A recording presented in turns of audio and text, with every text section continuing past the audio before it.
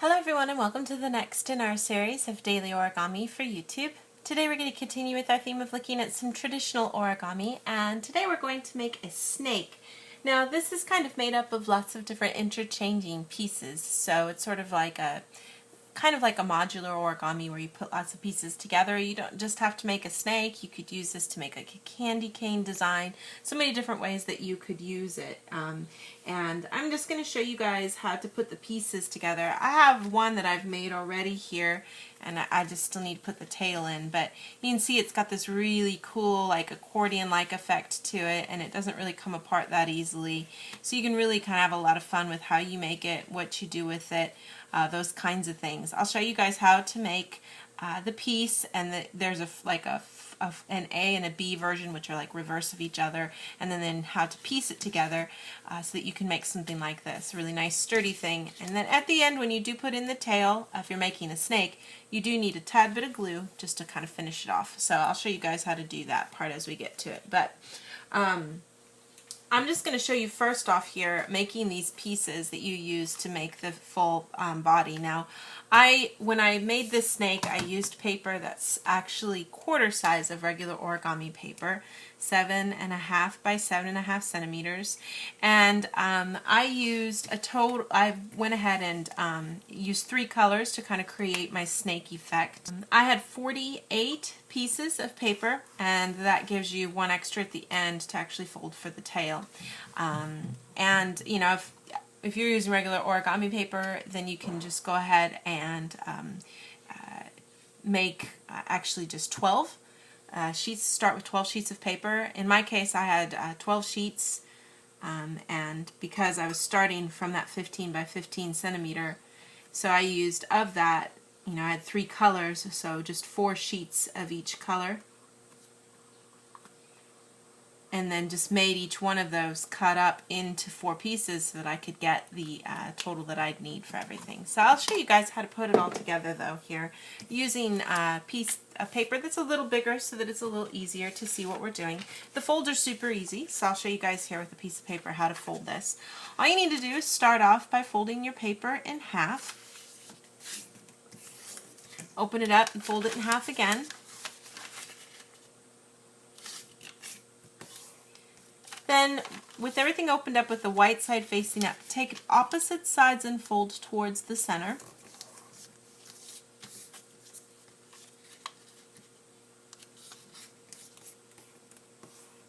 Then go ahead and fold it in half right on that center crease that we had from before, so that you get this cool little trapezoid shape.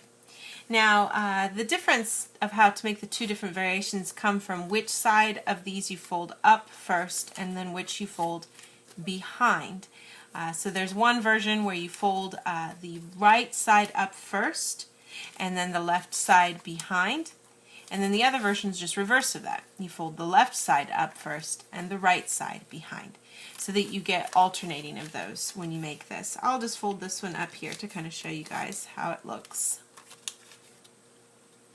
And it's pretty easy to fold there too, because the creased edge of that part you folded over underneath is hiding underneath there too, to make it a little easier. So you should have something that looks like this. Now we want to fold down opposite of what you've got here. So for example, this flap is in the back, there's an edge here. I'm going to fold that down this way and fold this flap this way. Now how far is determined by coming to about halfway of this distance that you see here.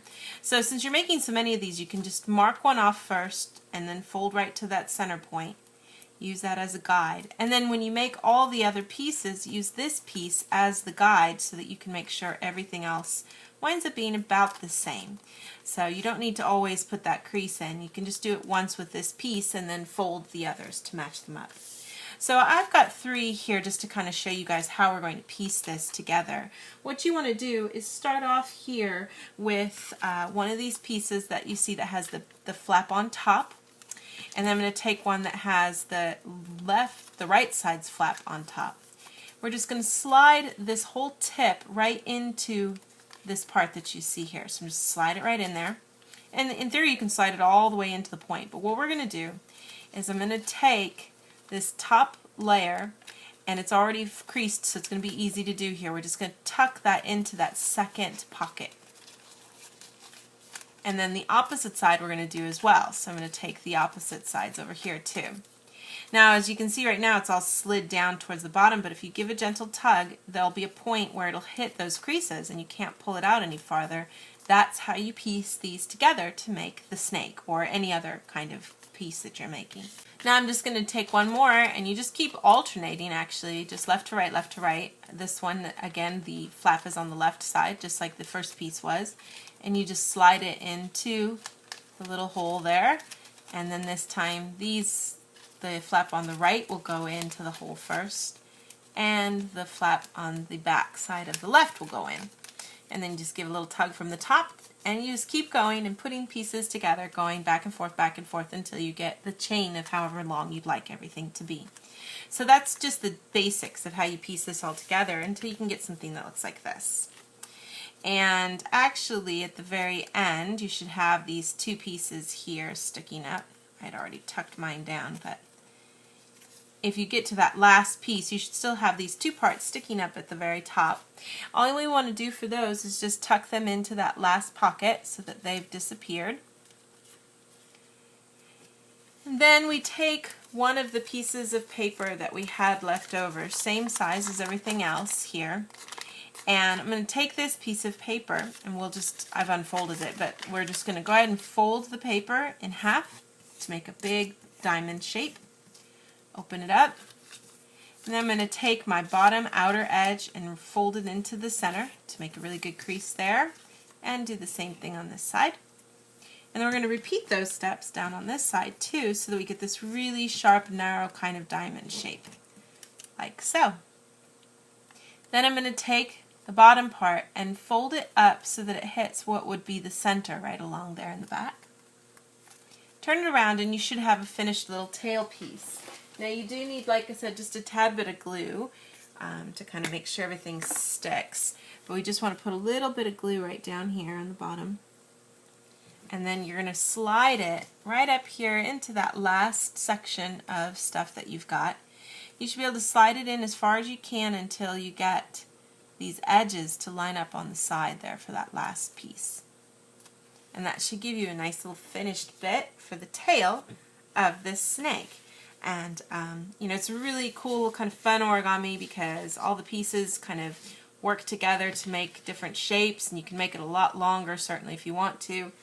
You can make it a lot smaller. I think even making it this quarter size is a little big. You could take your paper and actually cut it into 16 pieces, making each piece 3.75, and be able to make a really cool kind of snake-like figure here. It does take a little while to fold all the pieces. The fold's not that hard though, but getting to this point where you can make all these can take some time. So that should give you kind of a finished little look here at our snake. Now if you were following what I had said of using 48 sheets of paper, you'd probably wind up with something here. If I pull it out at its longest point here, I can tell you guys how long this is with my longer ruler.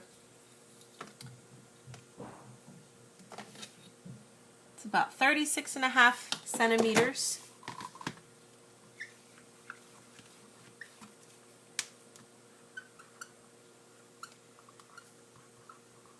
And the width of one of these guys here is about 5.5 centimeters wide.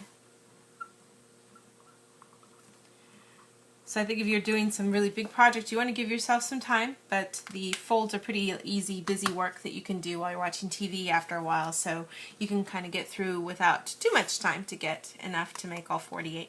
But that should give you our little finished snake project for today. Thank you so much for watching, and we'll see you next time.